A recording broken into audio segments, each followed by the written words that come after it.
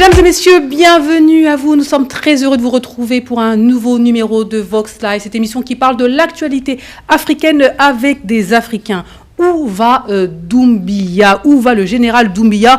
Où en sommes-nous en Guinée? Quel est le bilan de ces 3 dernières années?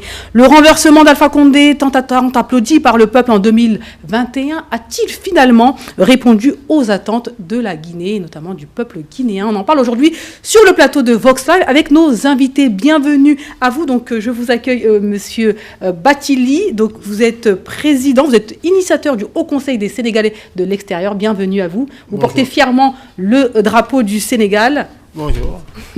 On continue avec vous, monsieur Émeric Toé-Nion.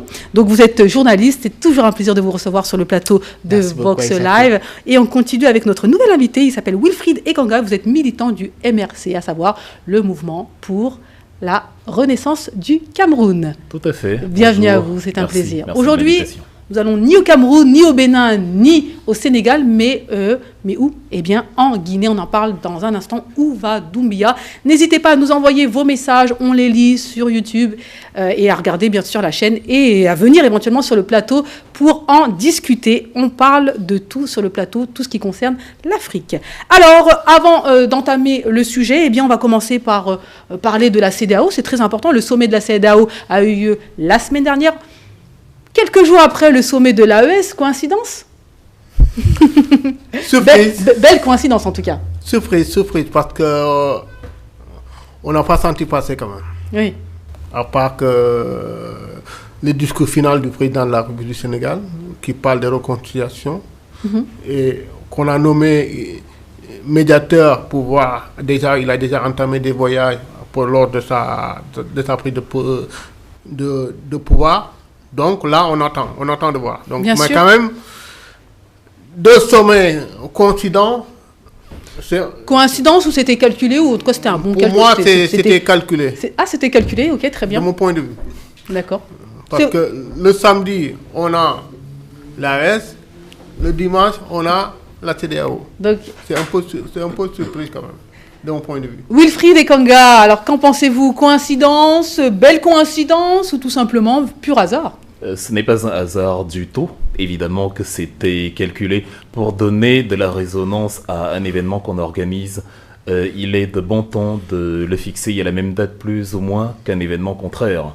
L'histoire des peuples, l'histoire des bras de fer politiques et géopolitiques a montré que la concordance des événements leur donne une actualité plus forte. Nous sommes des militants panafricains et on se souvient qu'en 1900, lors de la toute première conférence panafricaine qui avait été organisée à Londres par de grands militants issus des Amériques et des Caraïbes, William Dubois, Benito Sylvain, Henry Sylvester Williams, ça tombait pile au moment où les Occidentaux, dont cette population noire et qui se revendiquait africaine, voulaient s'émanciper, organisaient à Paris l'exposition universelle. Donc ils ont dit, eux, là-bas, les bourreaux, les impérialistes organisent leur exposition pour montrer leur magnificence à la face du monde. Nous, on va offrir une alternative et profiter de leur événement pour organiser chez nous le contre-événement. On va dire les Noirs, la population esclavagisée d'hier est tout autant magnifique et a la capacité d'organiser ses propres enjeux. Donc, évidemment, ce n'est pas un hasard du tout. L'événement de la CEDEAO s'est tenu le 7 juillet et l'événement de l'AES s'est tenu le 6. Et on a pu le voir dans cette logique de bras de fer que le sommet, la confédération qui est maintenant instituée de l'Alliance des États du Sahel, a eu plus de résonance. On en parle davantage que le fameux sommet de la CEDEAO et c'était l'objectif visé. C'est-à-dire c'était le but. Paris gagné. Oui, Paris gagné totalement. C'était le but visé. Montrer à la population africaine incrédule et montrer aux acteurs internationaux tout autant incrédules que les populations africaines aujourd'hui aspirent à ce qui est considéré par les bien-pensants de l'extérieur comme du putschisme, de l'antidémocratie, mais en tout cas les populations africaines aspirent à l'émancipation véritable, factuelle, dont on voit les réformes sur le terrain, quand bien même ceux qui sont actuellement à la tête de ces pays ne sont pas arrivés par la voie des urnes. Donc non, ce n'est pas une coïncidence du tout. Et d'ailleurs, M. Abdourahmane Tiani l'a dit lors du discours. Ils l'ont tous dit d'ailleurs que la Confédération des États du Sahel se veut une alternative, une bonne alternative à ces organisations sous-régionales qui brillent par leur absence d'indépendance et qui qui agissent par une sorte de duplicité dans ce que nous voulons, c'est-à-dire il n'y a pas d'émancipation, ils agissent comme des agents inféodés, il y a d'autres structures, et donc l'Alliance des États du Sahel est une alternative. D'accord, une alternative et pas forcément en compétition avec la CEDEAO. Une alternative pour tous les peuples africains qui veulent l'émancipation réelle, parce que c'est acté au sein de l'AES que la CEDEAO, et c'est un argument que je soutiens totalement, n'est pas du tout une structure indépendante. Monsieur? Non, c'est fait sciemment. Et c'est à dessein pour casser un tout petit peu l'élan de la CEDEAO. Et moi, je le pense foncièrement. Vous pensez que c'était vraiment l'objectif de casser l'élan de la CEDEAO? Entièrement.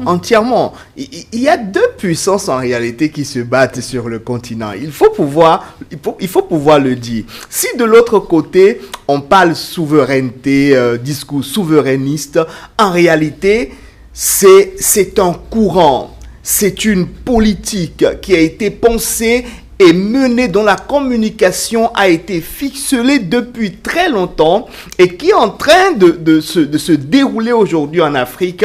Cette composante, cette expression de cette politique extérieure qu'on voit à travers l'AES. Et de l'autre côté, ce qu'on accuse d'être à la solde de l'Occident, la CEDEAO, qui également tente de se maintenir, de pouvoir en réalité rester à la page. Ce qui aujourd'hui, on le voit sur le terrain, est un tout petit peu difficile. Et il faut amener la population à comprendre qu'il y a deux puissances qui ne sont pas forcément africaines, qui sont en train de se battre sur le continent. Vous êtes d'accord avec ce qu'il dit? Oui, géopolitique oblige. Il y a la Russie qui a envie de prendre le pays carré français.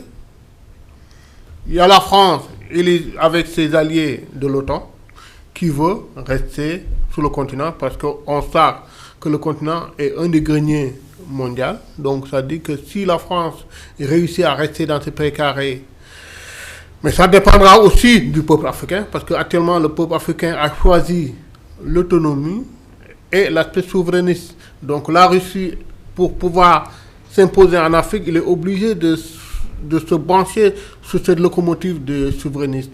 Donc c'est pour cela qu'on sait que la Russie est derrière beaucoup de pays de l'AES.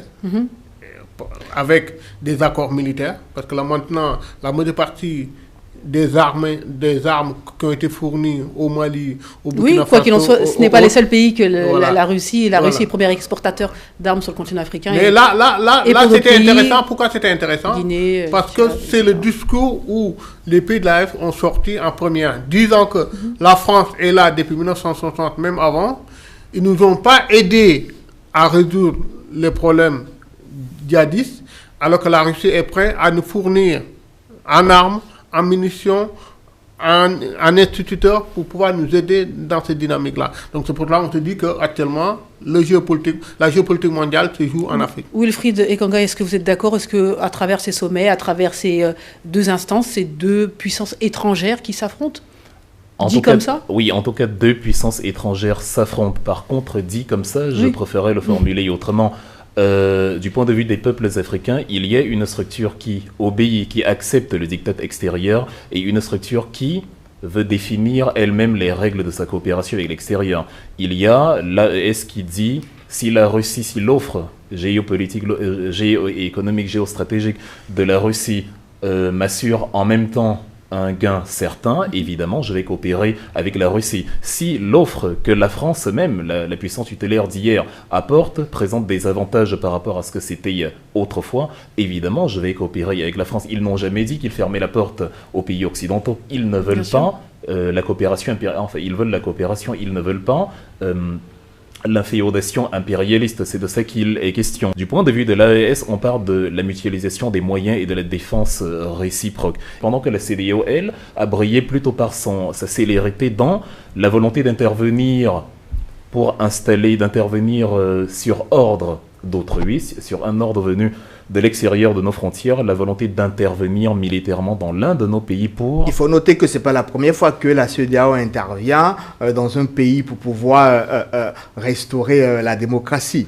Encore que deux interventions peuvent avoir lieu, mais à des motivations différentes. Je veux dire, si un cannibale accède au pouvoir dans un État, Mali, Niger, je serais moi-même pour qu'on intervienne pour déloger un cannibale. Parce que manger de la chair humaine, ce n'est pas bien. Par contre, si une intervention... C'est une caricature. Oui, c'est une caricature, mais la comparaison en vaut la peine parce que, en parallèle, si une intervention est décidée cette fois pour déloger une personne qui a mis en place une structure comme l'Alliance des États du Sahel, dont on voit bien qu'elle concourt à l'émancipation de l'Afrique, ça reste une intervention, mais ce n'est pas parce que la précédente... Je ne pense plus qu'une intervention pour déloger un dirigeant de l'AES soit d'actualité. Justement, vous avez évoqué tout à l'heure le fait que la CEDEAO est intervenue pour déloger, pour restaurer la démocratie, et je dis, quand bien même une intervention antérieure aurait été saluée, ça ne signifie pas qu'automatiquement une intervention postérieure est tout autant à saluer. Tout dépend du contexte à un instant T. Des raisons, des objectifs, voilà, et donc justement, et c'est là qu'on voit la différence de perception des deux structures.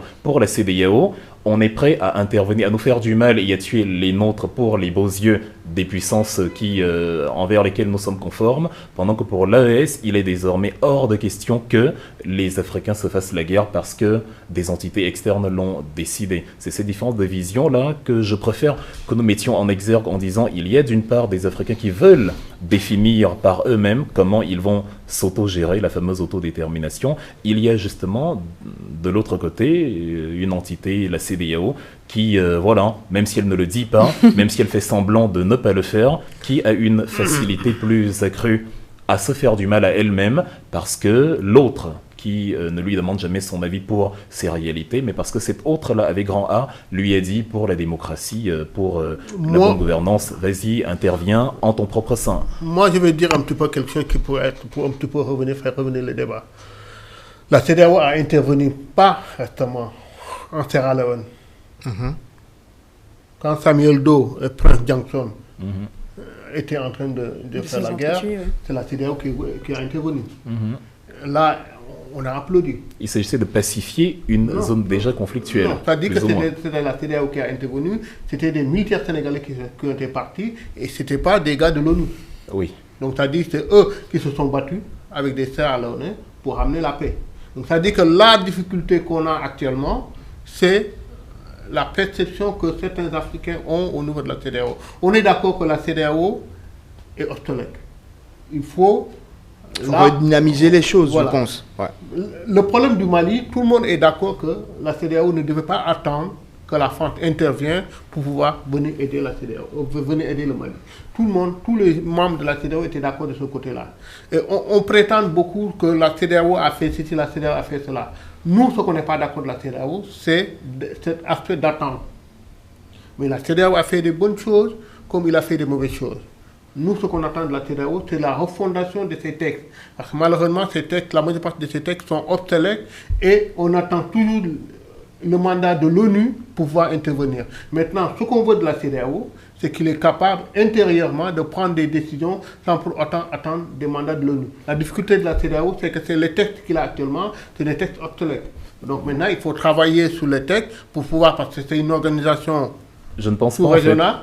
Vous savez, le sommet de la CEDEAO a commencé avec 2 heures de retard et pour moi c'est une très belle métaphore. Les dirigeants de la CEDEAO n'ont toujours pas compris que le train il a démarré. Les peuples africains ne veulent pas de la réforme de la CEDEAO comme l'a dit Bassirou Diomaye Faye. Les peuples africains veulent la sortie de la CEDEAO. Il ne s'agit pas du fait que... Quand vous dites les peuples africains, c'est-à-dire quel peuple africain? Il n'a pas dit ça. Il a dit la refondation de la CEDEAO. Ce n'est pas de sortir. Le Sénégal a tout été clair. Excusez-moi, on va reprendre les choses, excusez-moi. Je suis d'accord avec vous. Il dit que les peuples africains veulent...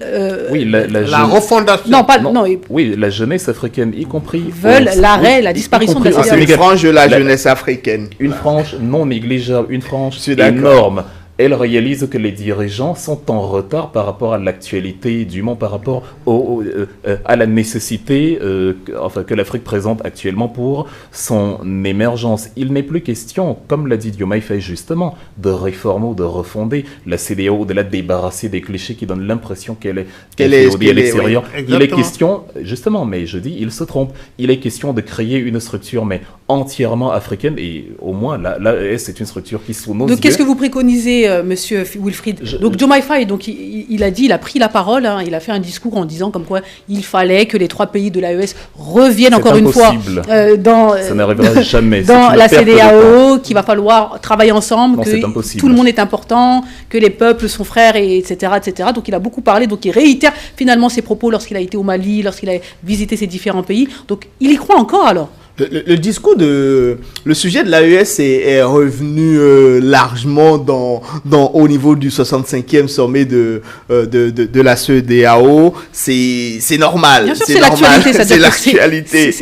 Mais il faut remarquer une chose. L'aspiration de la majorité de cette frange de la jeunesse concernant la direction que doit prendre la CEDEAO, c'est l'affranchissement total de tout ce qui est mais extérieur à l'Afrique, à l'espace CEDEAO. C'est ce que beaucoup attendent. Mais on a remarqué que les dirigeants de la CEDEAO qui sont réunis ne se sont pas arrêtés véritablement sur les réels problèmes. Ils ne se sont pas attardés sur les réels problèmes. Ils sont allés plutôt dans des récriminations. Ça se comprend, exactement. Mais après ça, il y a quelque chose de très important qu'il devrait avoir à l'œil, cette aspiration de la jeunesse. Est-ce qu'on a réfléchi à cela? Est-ce qu'on a pensé à cela? Diomaye Faye l'a porté et a en quelque sorte mis sur la table les directives ou la direction que devraient prendre les autorités de la CEDEAO pour être en phase avec cette jeunesse. Et comment ça a été reçu? Déconstruire cette image qu'on a de la CEDEAO, d'une organisation qui est inféodée. Ceux qui font partie de la CEDEAO, ils en sont conscients, ils ne vivent pas sur notre planète, ils voient ce qui se passe. Mais la question qu'on te pose. Parce que quand on parle finalement on l'a dit, hein, que la CEDEAO a parlé du fait que si les pays de l'AES quittent, il va falloir prendre un visa, etc. etc. Donc on a parlé du côté pratique, du côté logistique, mais finalement, cette prise de conscience à savoir, attention, il y a le peuple nous parle, est-ce qu'on ne devrait pas revoir, est-ce qu'on devrait... Mais malheureusement, il y a un problème entre... Est-ce que les dirigeants ont souvent entendu le peuple? Il y a un problème, il y a un dossier depuis 4 ans, 5 ans, on parle de l'éco. La jeunesse africaine veut avoir sa propre monnaie. La CEDEAO a déjà commencé, ils ont mis un texte, etc. Ils ont nommé le comité ad hoc, etc. Depuis 4 ans, on n'a pas encore trouvé la monnaie qui nous avait dit éco. Oui. Deuxièmement, malheureusement, on parle de la CEDEAO, mais la majeure partie des pays africains, des pays de la sous-région qui sont membres de la CEDEAO sont déficitaires, ils ne sont pas à jour de leur cotisation. Et on se trouve que la CEDEAO est fonctionnée par des fonds extérieurs de la Banque mondiale, entre autres, etc., etc. Donc ça dit que pour être indépendant d'abord, il faut que tu puisses être à jour de ta cotisation. C'est-à-dire financer déjà que les Africains eux-mêmes financent eux-mêmes leur organisation. Et deuxièmement, pour que la CEDEAO puisse fonctionner, il faut qu'on puisse savoir que quand on regarde la Côte d'Ivoire, le Nigeria, les 2 pays les plus peuplés, soi-disant, au niveau de la sous-région. Donc, ils ont quoi? Ils ont des présidents qui sont des âges qu'on appelle âges mûrs. Est-ce qu'ils représentent eux-mêmes leur population? Oui. C'est des questions qu'on te pose. Exactement, mais pour le coup, moi je veux revenir et on va finir avec ça, avec la prise de parole de Diomaye Faye. Comment finalement réagissent donc les différents membres de la CEDEAO quand Diomaye Faye dit qu'il faut absolument que les 3 pays reviennent, etc., qu'il faut qu'on soit ensemble? Comment réagissent les autres pays? Comment réagit le Bénin? Comment réagit la Côte d'Ivoire? Ils sont tous d'accord avec ce que dit Diomaye Faye dans la CEDEAO et c'est pour ça que je dis que peut-être que j'ai pas eu le temps de développer tout à l'heure, je vais revenir dessus. Les 2 heures de retard par rapport au calendrier prévu illustrent fort bien le retard dans la lecture géopolitique qu'ont fait les dirigeants de la CEDEAO de la réalité africaine actuelle. Vous avez la militante gambienne des droits de l'homme, Madame Fatou Diagne Diop, qui a Diagne Senghor, qui a évoqué entre autres le fait que la rupture ou le départ des pays de l'Alliance des États du Sahel ne serait pas irréversible. Elle n'a, une fois encore, rien compris. Vous voulez parler de son intervention sur les antennes de RFI. Oui, entre autres, elle dit ce n'est pas irréversible. Si, c'est irréversible, je suis péremptoire dessus. Ils ne reviendront pas dans la CEDEAO.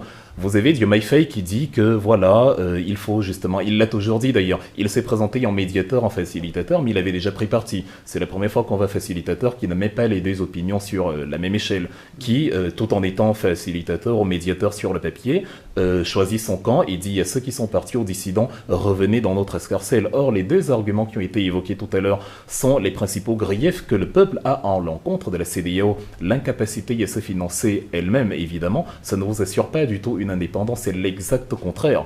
Et le fait que la France adoubait, la France pour la citer par exemple, adoubait énormément l'idée d'intervenir au Niger pour réinstaller Mohamed Bazoum, de la même manière que l'idée même de l'écho a été accompagnée par le tandem Ouattara-Emmanuel Macron. Ce sont des éléments qui font dire, qui me font dire que si nous observons une telle liesse quand M. Ibrahim Traoré se rend par exemple à Niamey, si on observe un tel engouement et un tel amour confronté à l'indifférence qu'on voit lors du sommet de la CEDEAO, un tel amour sur les enjeux de l'AES, c'est parce que la jeunesse africaine dit « les choses du passé sont révolues ». Nous aspirons aujourd'hui à une autonomie absolue. On ne veut pas il y a des bâtiments qu'on ne rénove pas, on les détruit et on en construit de nouveaux. Le rafistolage qu'on essaye de faire à l'intérieur de l'AES ne va aboutir sur rien. C'est pour ça que... De la CEDEAO. Sur la CEDEAO, pardon. C'est pour ça qu'ils sont de plus en plus ignorés par la jeunesse africaine. C'est pour ça que le sommet de la CEDEAO passe littéralement inaperçu alors qu'il a regroupé davantage de chefs d'État. Il y a une discordance entre les affirmations des dirigeants de ces pays-là et les aspirations de la jeunesse de leur population. Et c'est pour ça qu'aujourd'hui, il y a cassure. Il est temps, justement, qu'ils réajustent leur calendrier et que, contrairement au sommet qu'ils ont tenu, qu'ils se mettent à jour pour de bon de l'exigence de la jeunesse africaine actuelle. Parce qu'ils ont dit qu'ils vont tenir dans les mois qui viennent, la CEDEAO, un sommet du futur. C'est très paradoxal parce qu'ils sont profondément embrigadés dans le passé. Aujourd'hui, tout le monde est d'accord. Nous avons besoin que les peuples africains puissent avoir leur souveraineté totale, tout en travaillant avec des partenaires qui les respectent, surtout qui les respectent. Pas des partenaires qui les regardent de manière condescendante. Donc finalement, l'AES a fait du bien à la CEDEAO parce qu'il y a eu une certaine prise de conscience. C'est normal, c'est normal. L'AES, mais il faut dire une chose, excusez-moi, il faut dire une chose, il faut que l'AES prennent véritablement la mesure des choses et regardent à comment la CEDEAO est en train de... Voilà, la direction que prend la CEDEAO. De bouger grâce à l'AES. Pour ne pas commettre les mêmes erreurs. Si vous vous fixez des contributions, respectez ce que vous avez décidé de faire. C'est-à-dire, si un pays doit contribuer au fonctionnement de l'AES pour 10 milliards par an, que chaque pays puisse s'acquitter de sa cotisation pour que l'organisation fonctionne et ne soit pas obligé d'aller demander une aide extérieure pour le fonctionnement à l'interne. Que l'AES ne soit pas obligé d'aller demander à la Russie de contribuer à hauteur de 50% du fonctionnement de son organisation pour se voir après s'imposer des décisions. Parce que si on dit non, on veut garder notre souveraineté et on va demander à la Russie, par exemple, ou à l'Iran, ou à je ne sais quel pays, ou au Brésil, ou autre pays des BRICS, par exemple, de contribuer au fonctionnement de l'AES, on va retomber dans les mêmes travers. Vous pensez qu'ils n'en ont pas conscience de ça? En tout cas, on verra la suite des événements. L'avenir nous le dira. Pour moi, c'est intéressant l'analyse dans la mode de mon collègue. Pourquoi? Parce que l'AES a pris les insuffisances de la CEDEAO pour exister. C'est-à-dire que tout ce qui était coopération militaire, tout ce qui est de s'auto-gérer, de s'auto-aider, donc qui devait exister au niveau de la CEDEAO, c'est l'AES qui a fait la naissance de l'AES. Donc ça dit que... La CEDEAO a fait la naissance de l'AES, ça c'est important de le dire, exactement. Parce que l'AES est née en réaction... exactement, en réaction des insuffisances de la CEDEAO. Donc c'est pour là, pour moi, la refondation, pourquoi c'est intéressant, il y a ce que l'AES a, l'aspect militaire, l'aspect coopération, l'aspect confédération, parce qu'on appelle aux États-Unis d'Afrique. Donc si, sur le plan régional, on n'est pas en mesure de s'entendre, je pense qu'il n'y aura jamais... Mais si l'AES est une version améliorée de la CEDEAO, donc on peut comprendre la dissolution ou la disparition. C'est-à-dire, l'AES n'a pas réformé la CEDEAO pour être une répétition de la CEDEAO. Elle est venue combler les insuffisances de la CEDEAO. Et il faut que nous fassions attention au fait que ce n'est pas un organisme d'exclusion, l'Alliance des États du Sahel, bien au contraire. L'Alliance des États du Sahel est prête à accueillir tous les États actuels de la CEDEAO. Qui ne sont pas du Sahel? Oui, même ceux qui ne sont pas du Sahel. Évidemment, ils sont prêts à le faire. À partir du moment où il y a une confirmation de l'émancipation réelle. C'est-à-dire, l'AES ne s'est pas dit, déjà on est enclavé, on n'a pas d'ouverture sur la mer et on va être davantage enclavé. Ils ont dit, nous formons déjà, nous trois, une fédération réelle, on va même au-delà, une confédération. La confédération a ceci de particulier que c'est littéralement un pays en trois, un peu comme en Suisse, nous parlons de la Suisse, mais ils se font appeler Confédération helvétique. Et depuis ce qu'ils ont appelé le pacte fédéral de 1891, les cantons primordiaux, Schwyz, Unterwald et ainsi de suite se sont dit, Nidwald et Uri se sont dit, nous allons protéger les intérêts mutuels les uns des autres. Si on se fait y agresser, nous allons nous défendre mutuellement. Nous avons décidé d'être neutres, de ne pas intervenir et tout le monde doit épouser la même idéologie. Mais c'était pas l'objectif de la CEDEAO, ça, à la base, lors de la création. Mais il n'est pas pratique et en plus, il est inféodé financièrement à autrui. L'AES, justement, va tenter d'éviter le carcan pécunier, le carcan qui consiste à aller demander de l'argent à la Russie. Et quand bien même elle le ferait, on observe que la Russie ou la Chine ont moins d'obsession de l'identité de l'organisme politique au pouvoir que la mentalité coloniale occidentale, où on veut décider de l'individu même qui est à la tête. Ça, c'est un piège. Mais il y a encore... Ça, c'est le piège. Non, ça, c'est un piège. Attention, ça, c'est un gros piège. J'ai précisé que d'entrée de jeu, il ne faudrait même pas que l'AES aille tendre la main à Moscou, c'est-à-dire s'y à éviter. J'étais en train de dire, dans un univers parallèle où cela serait même possible, on noterait moins de velléité d'interventionnisme politique, économique et géoéconomique certains, mais politique. Au vu de l'histoire. Parce que moi, la beaucoup question moins à poser, parce que c'est une question de doctrine géopolitique. La question à poser, les mines que on a trouvées à Wagner au niveau du Mali et les désengagements de la France au niveau de l'uranium, qu'on dit ils vont à l'Iran ou à la Russie. Maintenant, donc, ça dit que la Russie ne va pas venir vous appuyer gentiment en vous disant que, oui, moi j'ai besoin de rien. Non, c'est normal, on ne fait rien pour rien, ça n'existe pas en géopolitique. C'est ça le danger. Le danger, c'est quoi? Le danger, vous n'allez pas chez le vendeur, vous avez un biscuit. C'est ce qu'on tente de faire croire à la plupart des Africains. Que la Russie est un partenaire gentil qui vient. Non, c'est ce qu'on tente. Écoutez bien les discours qu'on je suis d'accord avec vous. Je dis pas du tout.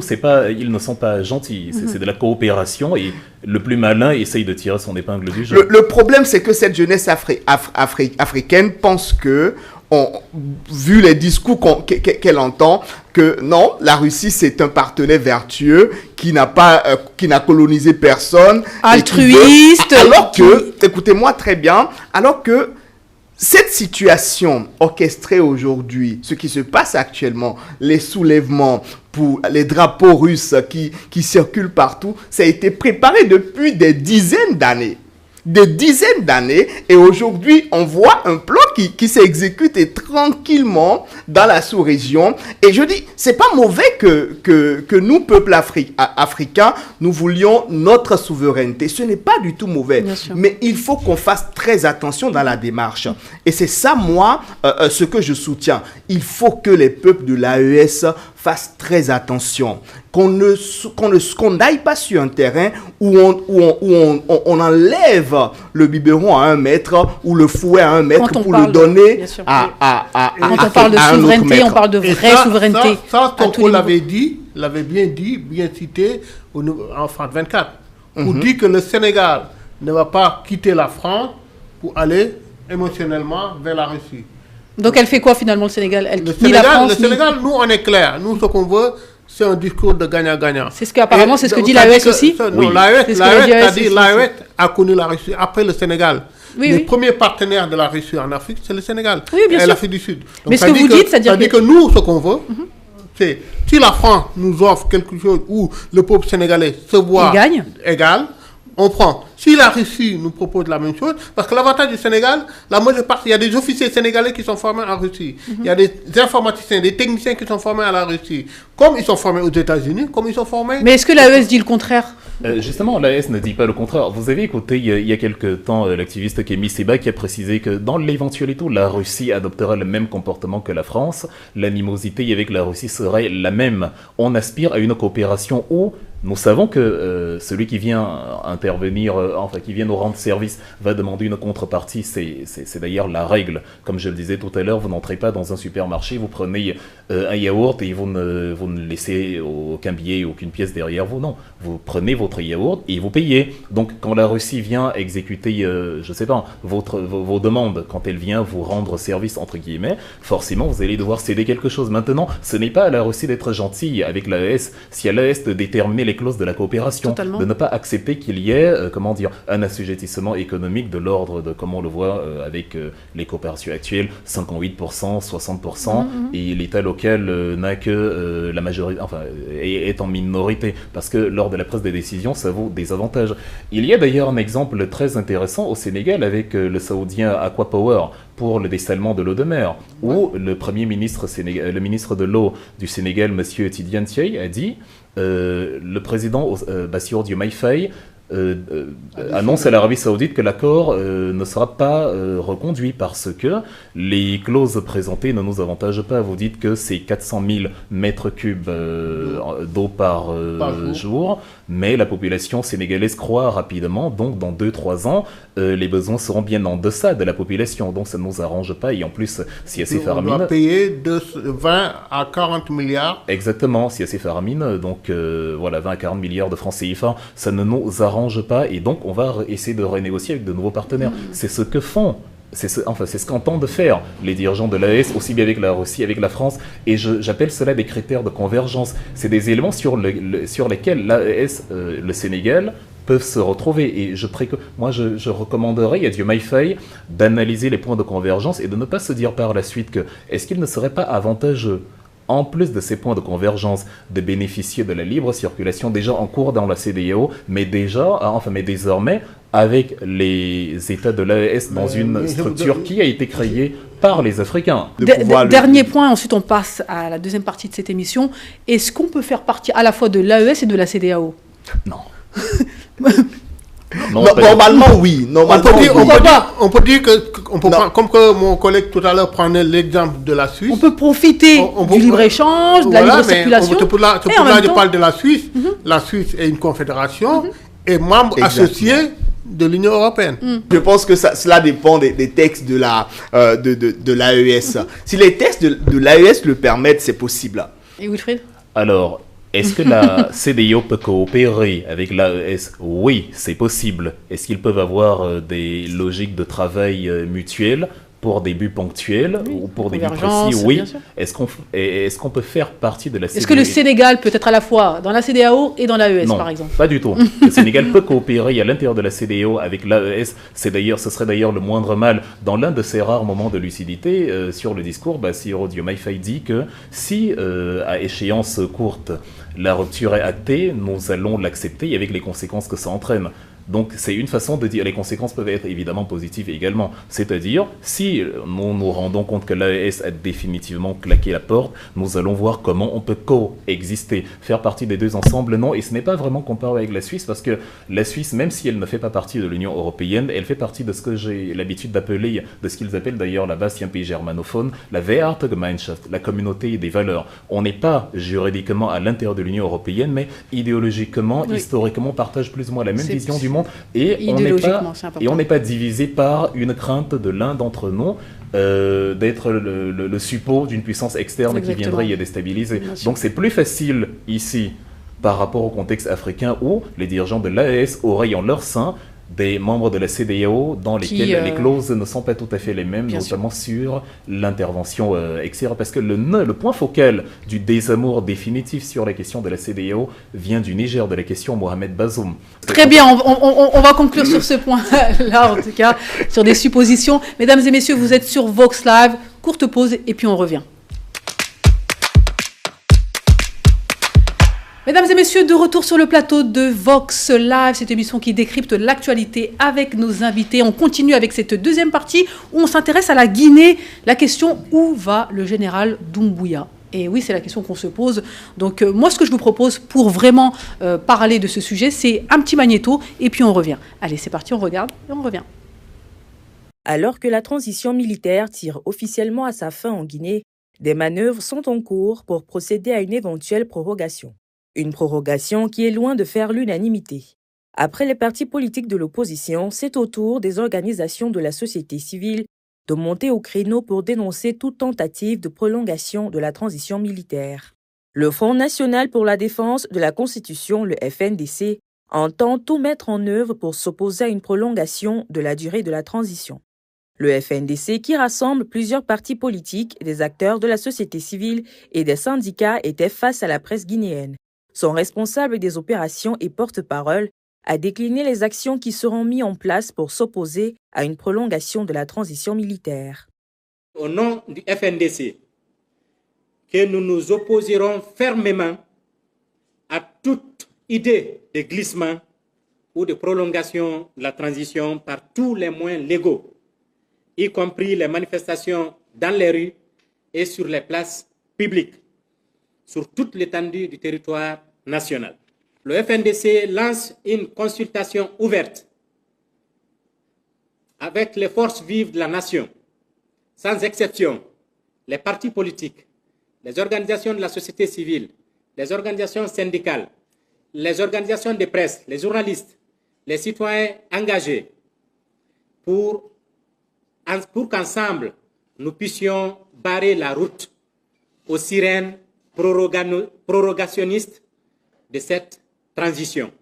Depuis le début de la transition militaire, les responsables du FNDC ont déjà été arrêtés pour avoir organisé des manifestations interdites et critiqué les dirigeants de la transition.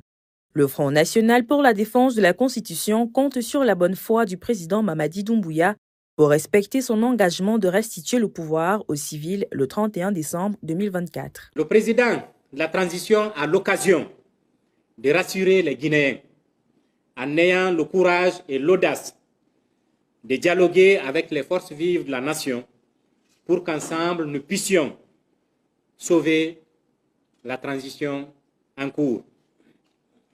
Le dialogue est l'arme des plus forts.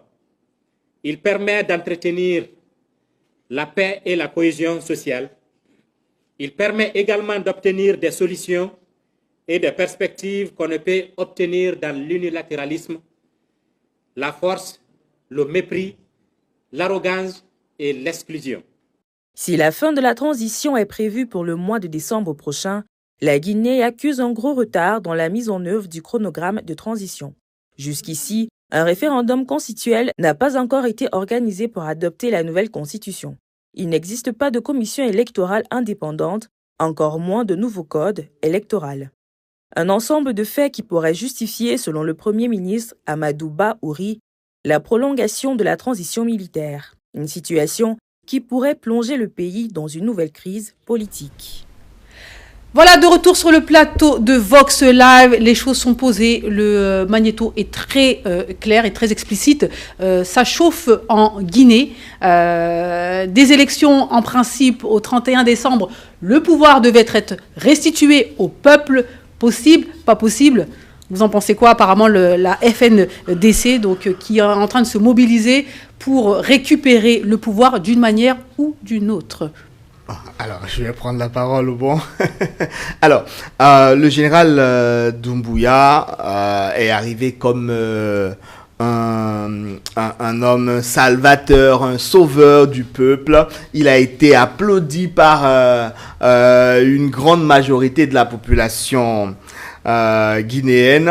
Aujourd'hui, on voit une cote de popularité en nette baisse. Il n'est plus en phase du tout avec cette société civile qu'il avait applaudi parce qu'il avait mis fin au règne en quelque sorte despotique de Alpha Condé. Aujourd'hui, c'est la désillusion totale. Et ce peuple est en train, cette société civile est en train de se dire comment on fait pour arrêter net Doumbouya dans son élan. Ça va être plutôt compliqué pour quelqu'un qui a pris le pouvoir par la force. Et je le disais tout à l'heure en off, c'est ça le problème de beaucoup de sociétés civiles qui applaudissent les putschs. Donc on rappelle, il y a une charte de la transition qui a été signée notamment par le président Doumbia, donc indiquant comme quoi effectivement donc il y avait un, il ne se présenterait pas, et deux, il y avait restitution du pouvoir quand les choses seraient entre guillemets mises à plat. Mais le problème, c'est qu'il n'y avait pas de date apparemment très précise. Et aujourd'hui, on insiste pour que le pouvoir soit restitué. Mais il y a la prise de parole du Premier ministre qui dit que les conditions ne sont pas réunies pour pouvoir remettre le pouvoir. Il faut un fichier électoral, il faut les fichiers d'état civil pour pouvoir faire des élections transparentes et dans des bonnes conditions, et que finalement le président soit élu de façon démocratique. La question, est-ce que il y a eu des élections en Guinée ou pas?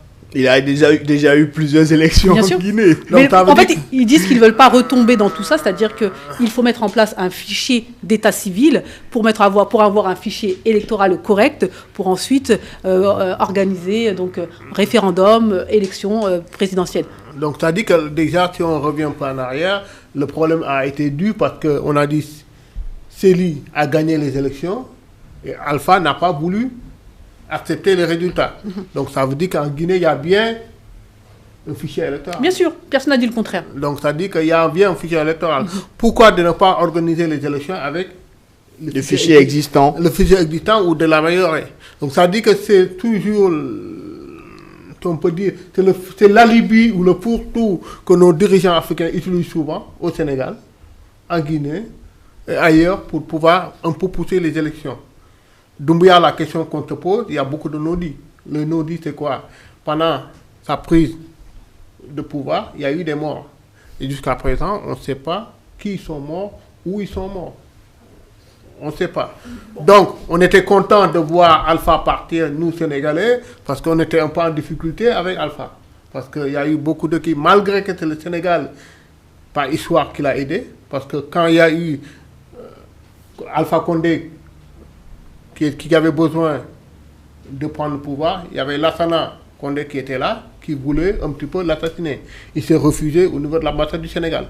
Donc c'est l'ambassade du Sénégal qui l'a fait venir au Sénégal et l'aider, l'accompagner. Donc ça dit qu'il y a un lien fort avec la Guinée. Donc le général, on se pose la question, c'est d'avoir son orientation. Quand il est venu, il a mis beaucoup de contrats en révision, parce que disant que ce n'était pas l'intérêt de la Guinée, on est d'accord, mais jusqu'à présent, on n'a pas encore de retour d'informations positives. Il y a eu des journalistes maintenant qui sont emprisonnés, il y a des radios et des télévisions qui sont fermées. Pour quelqu'un qui te revendique, quelqu'un qui doit ramener à la démocratie en Guinée, c'est des questions qu'on te pose. Très bien. Oui, tout à fait. Mamadi Doumbouya, malheureusement, aujourd'hui, il n'y a pas grand-chose à dire sur lui. Si on doit dresser le bilan, si on demande à un Guinéen, il dira que bon, enfin je ne sais pas, je ne vais pas mettre à la place des Guinéens, mais nous, de l'extérieur, on a l'impression que tout ce qu'il y a à dire sur Doumbouya, c'est que il s'est auto-promu au grade de général. Il n'organisera pas des élections, ça aussi je peux vous l'affirmer. C'est la même gymnastique qu'on voit ailleurs en Afrique. Donc c'est pas justifié le fait de dire qu'il faut des fichiers d'état civil, des fichiers électoraux, en fait, pour avoir de vraies élections transparentes. Disons qu'on n'a pas l'impression qu'il y ait travaillé, d'où la question d'ailleurs qui est posée tout à l'heure où on demande est-ce qu'il n'y a pas eu des élections avant ou pas? Est-ce qu'on ne peut pas peaufiner les fichiers électoraux qui étaient disponibles lors des élections précédentes, ou est-ce que depuis 3 ans qu'il est au pouvoir, est-ce qu'il n'a pas travaillé justement à mettre sur pied un fichier électoral qui aurait permis que les élections se tiennent à échéance prévue? C'est ce type d'attitude qui rend ambiguë la question du putsch en Afrique. Moi, je considère la question africaine au cas par cas. C'est-à-dire, j'aime bien l'idéal démocratique, mais je ne suis pas idéologue, c'est-à-dire je ne suis pas partisan du tout démocratique.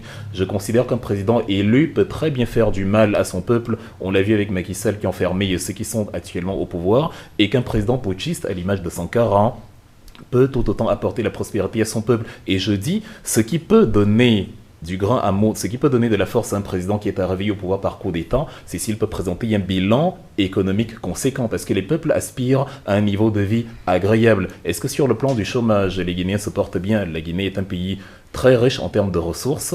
C'est le deuxième gisement de bauxite mondial après l'Australie, mais le produit intérieur brut de la Guinée, il est très faible. Il est d'environ 22 milliards de dollars pour 13 millions d'habitants. C'est moins de 1500 dollars par an par habitant. C'est absolument ridicule. Pourtant, ils ont énormément de gisements. Le premier exportateur de bauxite en Chine, la Chine, qui est un grand consommateur mondial de matières premières actuellement et qui a épuisé ses gisements, elle importe la moitié de sa consommation de bauxite de la Guinée. Mais sur la question des partenariats, par exemple, que vous évoquiez à raison, on voit bien que malgré les beaux discours, on n'a pas l'impression que grand-chose a changé. La compagnie des mines de Bokeh est détenue à 58, presque 60% par un consortium issu de la France, de la Chine, de Singapour, et l'État est encore minoritaire.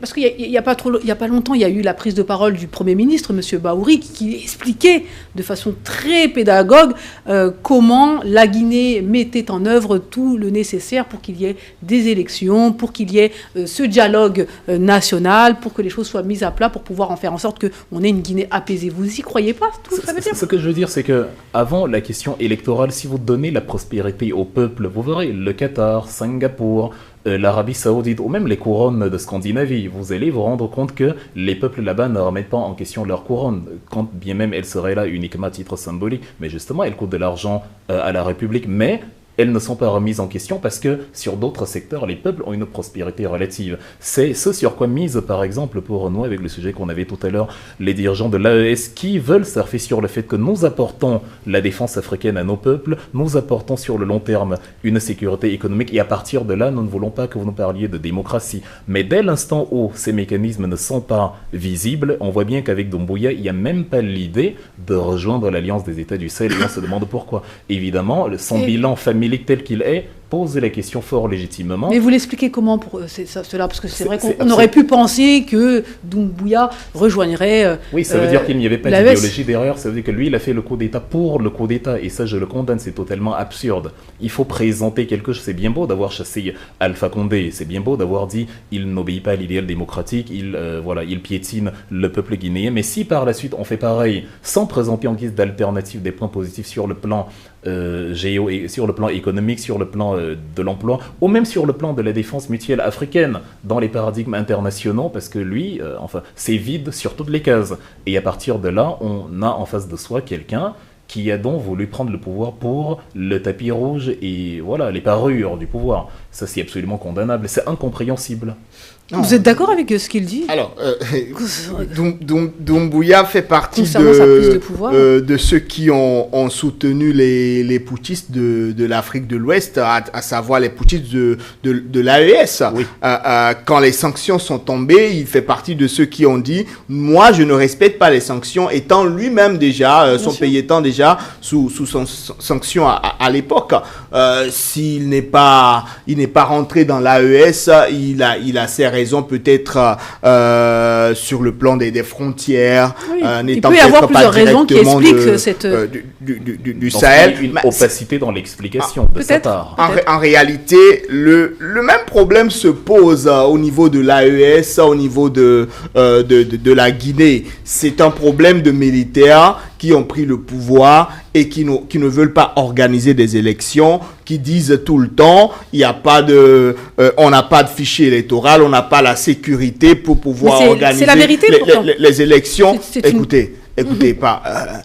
Dans d'autres pays, dans certains pays de l'AES, on a organisé des référendums malgré le fait que on n'a pas la sécurité. Comment dis-je, en Guinée, il y a eu des élections avant le coup d'État. Oui, on ne peut pas nous dire qu'on ne peut pas, on ne peut pas réactualiser le fichier électoral en 2-3 mois. On a eu des pays qui ont travaillé à cela, qui ont mobilisé la population pour se faire enrôler, pour se faire enregistrer, et on a eu un fichier électoral qui tient la route. D'accord. Et on est allé aux élections. En Guinée, on n'a même pas respecté le calendrier qu'on s'est fixé pour un retour à l'ordre démocratique. Donc, déjà, comme on dit, en rebondissant dans cela, c'est le paradoxe guinéen. Le paradoxe guinéen, c'est quoi? Quelqu'un qui vient au pouvoir et il promet aux populations, je vais rester maximum 2 ans pour pouvoir changer les choses, parce que la personne qui était là, c'était un tyran, et cette personne-là, c'est lui-même qui est allé venir te chercher en France pour pouvoir te mettre au niveau des forces spéciales. Ok. Et aujourd'hui, c'est pas son premier gouvernement. C'est le deuxième, voire le troisième. Vers le troisième. Donc ça dit que pour moi, il avait largement le temps de faire les choses. Il avait appelé au départ le dialogue. Et tous les partis politiques étaient venus le voir. À Sekouba, quand il a organisé le dialogue à Sekouba, tout le monde était venu voir à Sekouba pour pouvoir partenaire. Mais pourquoi aujourd'hui la majeure partie des opposants sont en exil à Dakar ou en Côte d'Ivoire? Parce que beaucoup, c'est le Diallo, ce qui lui est arrivé. Soi-disant, il y a une maison qu'il vivait là quand il était Premier ministre, et que cette maison-là, soi-disant, appartient à l'État. Et il est à l'extérieur du pays, mais il n'y a pas de mandat d'arrêt contre lui. Et quoi, il est censé rentrer en Guinée dans pas longtemps. C'est ce qu'il a dit en tout cas. Non, parce qu'il ne pouvait pas rentrer, parce que déjà, il y a la Cour des finances et des répressions des faux qui vous demande de venir vous présenter pour justifier vos recherches. Macky Sall l'a fait avec Karim Wade. Donc c'est sûr et certain Karim Wade il aura du mal à venir au Sénégal. Ça sera de même comme dialogue de revenir en Guinée. Et c'est là le problème avec Mamadi Doumbouya. Pour ma part, je persiste et je le souligne que si vous voulez que votre putsch soit légitime ou accepté, présentez des résultats pratiques qui vont nourrir votre argumentaire. Aujourd'hui, en Afrique, l'une des personnalités les plus célébrées, c'est Thomas Sankara. Ce n'est pas le taux démocratique qui obsède les Africains. Au contraire, quand on parle de Sankara, on parle de ses réalisations sur le faible intervalle de 83 à 87. Et on s'imagine ce que ça aurait donné s'il avait fait 10 ans, 15 ans à la tête du Burkina Faso. C'est pour ça que j'ai fait le parallèle avec ce qu'on appelle en Asie du Sud-Est les dictatures bienveillantes, comme Singapour par exemple, ou des familles royales après la séparation en 65. Monsieur le Premier ministre Lee Kuan Yew a tenu le pouvoir jusque dans les années 90, pendant 30 ans. Et son fils, qui a pris le pouvoir actuellement, a démissionné il y a quelque temps, Lee Hsien Loong. Il a passé une quinzaine d'années. Singapour est aujourd'hui le PIB par habitant le plus élevé de la planète, avec le Qatar et le Luxembourg. Et donc là-bas, la question de la pérennité des autorités au pouvoir se pose moins. Parce que quand le citoyen a un emploi, quand il a de quoi se soigner, quand il a, les loisirs, quand il a la possibilité de se déployer, d'exercer son art, son métier, il est accompli. Donc si Doumbouya, en Guinée-Conakry, avait présenté aux Guinéens en 2 ans une avancée sur la question de la bauxite, une avancée sur la question de l'AES, ou au mieux s'il s'était expliqué sur les raisons pour lesquelles, tout en ayant soutenu, tout en ayant condamné les sanctions sur l'AES, s'il avait pu expliquer pourquoi lui non plus ne rejoignait pas exactement. Il n'y a rien de tangible. Et c'est pour ça que la population aujourd'hui, n'ayant aucune raison de le voir se maintenir, se demande, mais veux-tu être à la tête de la Guinée-Conakry pour les avantages du pouvoir? As-tu oublié que le pouvoir est aussi un devoir et que si tu es là, si nous t'avons accordé cette légitimité-là de nous diriger, c'est parce qu'on compte sur toi pour que tu réalises des choses. En tout cas, le 31 décembre, nous n'y sommes pas encore. Il reste encore... non, il ne partira pas. Il reste encore quelques mois. Le bénéfice du doute, quoi qu'il en soit, mesdames et messieurs, il peut partir sous l'influence et la détermination du peuple.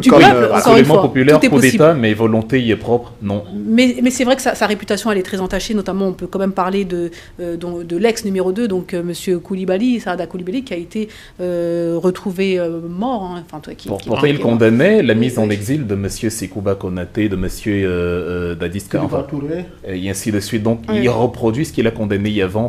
Et c'est pour ça que ça entache et ça rend sa tâche encore plus difficile. On peut dire qu'il y a quelque chose de positif.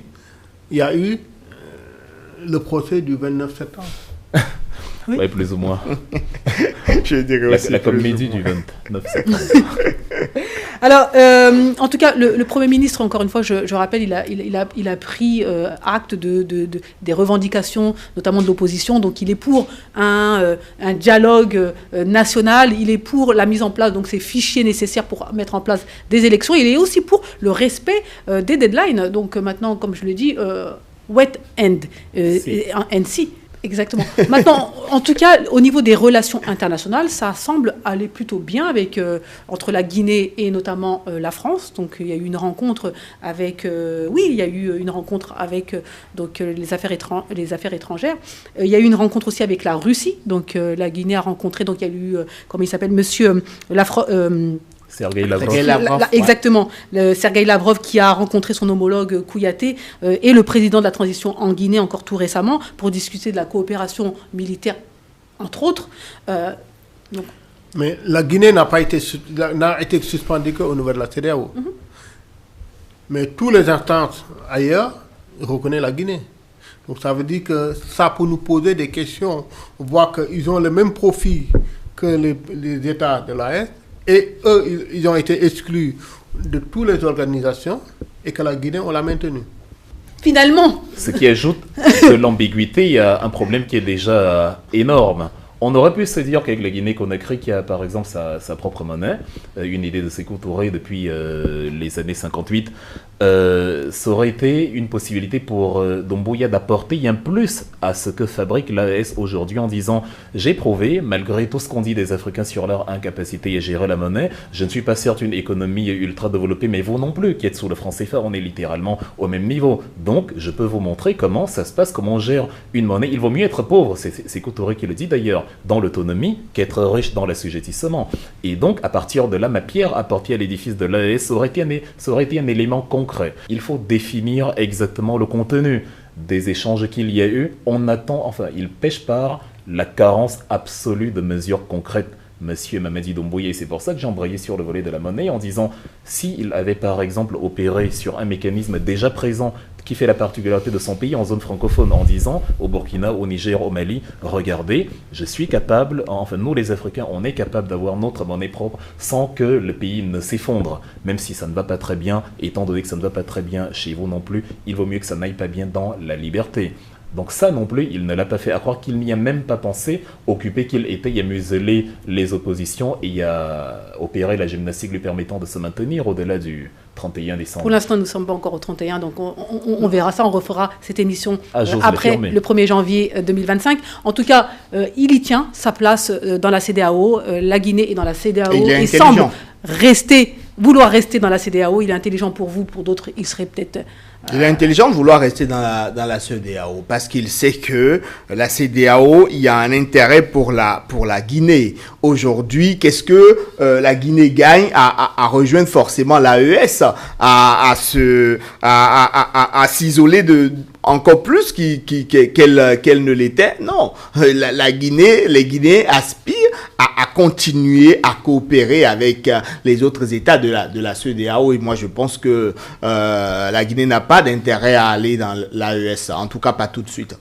Parce qu'aussi, il faut aussi dire autre chose. La Guinée a une des populations les plus analphabètes au niveau de la CEDEAO. Donc ça dit que la majeure partie des cadres, la Guinée a besoin déjà de la CEDEAO pour avantage utiliser la CEDEAO pour ses échanges, pour aussi davantage avoir un certain positionnement géographique au niveau de la CEDEAO lui donne. Le Mali, le Niger et le Burkina Faso ont plus de visibilité que la Guinée.